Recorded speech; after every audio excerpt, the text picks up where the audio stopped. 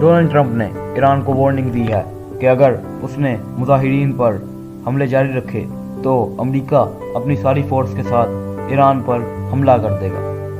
कैसे हैं दोस्तों, आप सबको अपनी नई वीडियो में खुशामदीद कहते हैं। आज हम बात करेंगे अपने हमसाया मुल्क ईरान के बारे में। अगर आप चैनल पर नए हैं तो चैनल को सब्सक्राइब कर लें, और अगर आपको हमारी AI विजुअल्स के साथ वीडियोस पसंद आती हैं तो हमें कमेंट्स में लाजमी बताया करें। इंशाल्लाह इम्प्रूवमेंट काफ़ी ज़्यादा हो रही है।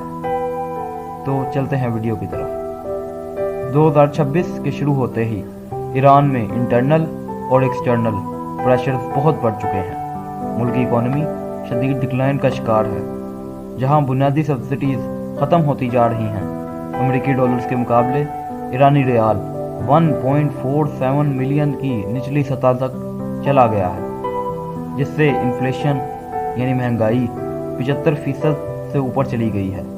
इस मुआशी तबाही ने पूरे मुल्क में प्रोटेस्ट को एक फ्यूल की तरह हुआ है, जो कि 2025 के दिसंबर से शुरू हुए हैं। अब यह एहतजाज सिर्फ अवामी ही नहीं रहे, बल्कि एक सियासी सूरत भी इख्तियार कर चुके हैं और एक सिस्टम चेंज की मांग करते हैं। इनमें बहुत से इंटरनेशनल प्लेयर्स भी शामिल हो चुके हैं, जिनमें अमेरिका और इजराइल सरे फहरिस्त हैं। अब ईरान इन मसलों से बहुत ज़्यादा खौफजदा है, क्योंकि ईरानी रजीम के पास वफादार लोग ख़त्म होते जा रहे हैं और ये प्रोटेस्ट भी आग पकड़ते जा रहे हैं, क्योंकि अब ईरान ने अपनी आर्मी पर 150% से ज़्यादा खर्चा करना शुरू कर दिया है और लोग इससे शदीद गुस्सा होते जा रहे हैं। अब एक्सटर्नल इश्यूज़ की बात कर लेते हैं, और इन पर हम ईरान की ज्योग्राफी की बात करें तो फिर ईरान मिडल ईस्ट का दूसरा सबसे बड़ा मुल्क है। इससे ऊपर सऊदी अरब है, जो कि ईरान का सबसे बड़ा राइवल है इजराइल के बाद। सऊदी अरब और ईरान एक कोल्ड वॉर में है, जो कि मुस्लिम दुनिया की कोल्ड वॉर समझी जाती है। ईरान एक शिया मेजॉरिटी कंट्री है और सऊदी अरब एक सुन्नी मेजॉरिटी कंट्री है। दोनों अपने अपने मुफाद और अपनी आइडियोलॉजीज़ पर काम करते हैं और अपने आइडियाज़ को बढ़ावा देना चाहते हैं, जो कि सऊदी अरब और ईरान किसी भी मुआहदे पर नहीं आते। चीन ने इन दोनों में बहुत दफ़ा सुलह करवाने और मुआहदे करवाने की कोशिश की है, लेकिन वो सिर्फ कायदो कवानीन को तोड़ते ही जा रहे हैं। ईरान ने सऊदी अरब की कोई एम्बेसी अपने मुल्क में नहीं खोली, ना ही सऊदी अरब ने ऐसा किया, और बाकी अरब ममालिक के साथ भी ईरान के ताल्लुकात नाकाबिले यकीन हैं, क्योंकि बाकी हमसाया ममालिक के साथ भी ईरान कुछ खास ताल्लुक नहीं रखता।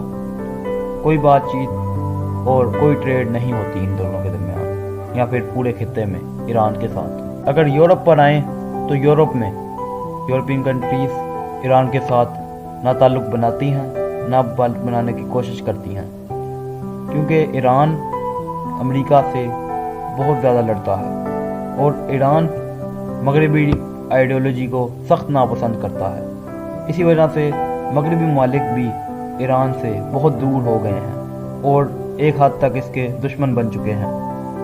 अब बात करते हैं उस जंग की जिसने ईरान की न्यूक्लियर कैपेबिलिटी और इकोनॉमिक इंफ्रास्ट्रक्चर को 2025 में बहुत नुकसान पहुंचाया। हम बात कर रहे हैं इजराइल और ईरान के दरमियान होने वाली 12 रोज़ा जंग की, जो कि एक फ़िज़ाई जंग और मिसाइलों की जंग थी। इजराइल ने ईरान पर बिना कुछ सोचे समझे एक बड़ा हमला कर दिया, जिसकी प्लानिंग वो महीनों से कर रहा था। ईरान के न्यूक्लियर साइंटिस्ट समेत बहुत से हाई प्रोफाइल जनरल्स भी मारे गए। ईरान ने रिटेलिएट किया, लेकिन देर हो चुकी थी, और ईरान ने अपने न्यूक्लियर कैपेबिलिटीज़ को भी काफ़ी हद तक खो दिया था, लेकिन वो भी ख़त्म नहीं हुए। इसीलिए डोनाल्ड ट्रंप ने ईरान पर दोबारा सैंक्शंस इम्पोज कर दिए हैं, और ये धमकी भी दी है कि अगर ईरान ने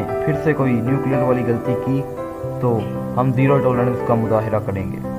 ईरान के 86 साला supreme leader Ayatollah Ali Khamenei, उनकी जानिब से भी इन स्टेटमेंट्स का बहुत सख्त रद्द-ए-अमल आता रहता है और आ भी रहा है, लेकिन सब ये बात जानते हैं कि ईरान की फॉरेन पॉलिसी बहुत बुरी तरह मुतासिर हुई है और नाकाम हो चुकी है। ईरान जो कि एक मिडल ईस्ट का बड़ा मुल्क है, लेकिन इसके पास तेल होने के बावजूद ये तरक्की नहीं कर पाता, क्योंकि इसकी पॉकेट्स में सिर्फ अमेरिकी सैंक्शंस हैं और कुछ भी नहीं।